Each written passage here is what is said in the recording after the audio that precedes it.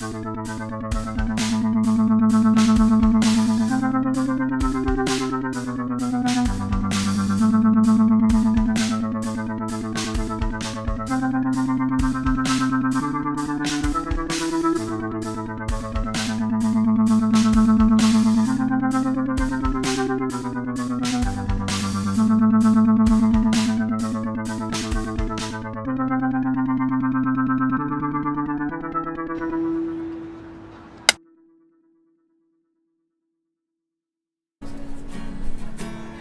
my name is Isabelle Evans and today we are filming in beautiful Dublin City.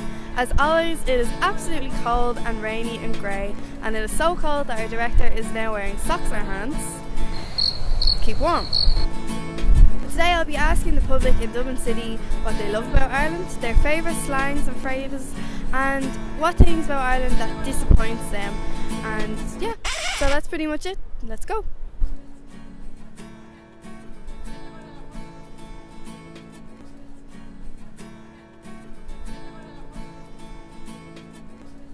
What would be your favourite thing about Ireland?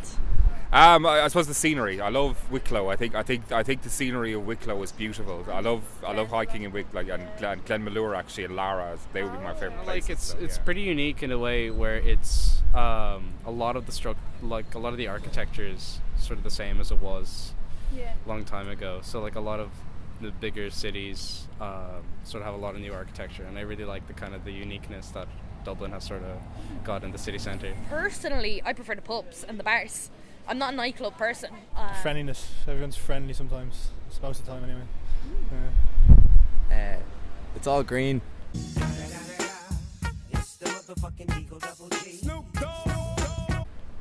And the forests. The trees.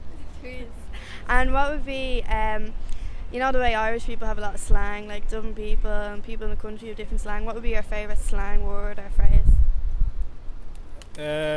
Yuppa. Is that an Irish word? Yuppa. Do you want to clarify for our viewers what yuppa means? Especially when something good happens, you just go yuppa, you know?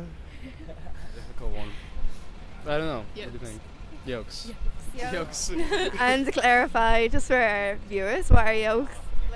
What are yolks? What are yolks, Imogen? Ecstasy pills. And you say things like you blackguard, which means a blackguard means someone just a naughty person, someone who's bad. You blackguard, and how she cutting means how are you, and in Cork you'd say things like give a good schelp. A good schelp to someone means gives them a a slap, if they're not behaving themselves, Paug Mahone. Kavanagh. Paug Mahone. I turn around and tell them that it means well played, fair play to you, thanks a million. And they turn around and say to people in shops, Paug Mahone. I'm not the nicest person. Mine is Dia Gwitch Buska Couple. Bin horse. No, horse box. Yeah. I was like, what? What does that mean?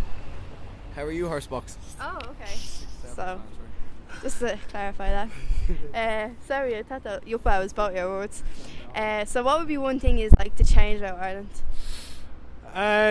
The religious part. I just don't like how Catholic run the actual government is, and not really shouldn't have a say in this day and age where, it's like past that generation, if you know what I mean.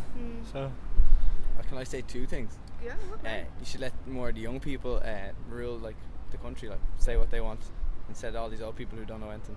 Just let younger people decide more things, I think.